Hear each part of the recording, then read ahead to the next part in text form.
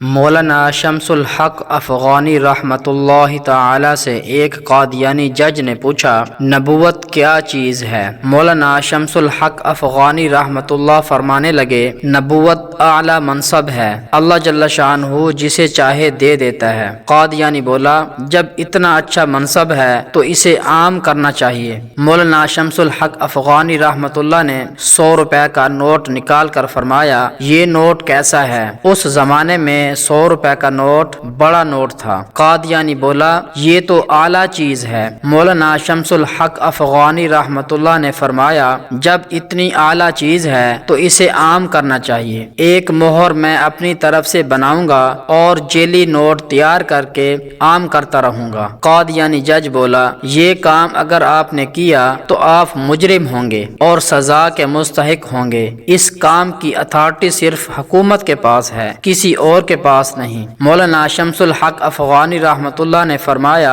ٹھیک ہے، اب یہ سمجھو کہ نبوت اگرچہ اعلیٰ منصب ہے مگر اس کی اتھارٹی صرف اللہ تعالی کے پاس ہے، جس کو وہ چاہے نبی بنا دیتا ہے۔ اب آپ لوگوں نے اپنا جعلی نبی بنایا ہے تو اس لیے آپ لوگ اللہ پاک کے نزدیک مجرم ہیں۔ آج کل ہماری سب سے بڑی ذمہ داری فتنہ قادیانیت کی سرکوبی کرنا ہے۔ اللہ ہر ایک سے دفاع ختم نبوت کا کام لے۔ اس تحریر کی ہر صاحب ایمان زیادہ سے زیادہ تشہیر کرے۔ یہ محمد صلی اللہ علیہ وسلم سے محبت کا ادنیٰ سا اظہار ہوگا۔ جزاک اللہ خیرا۔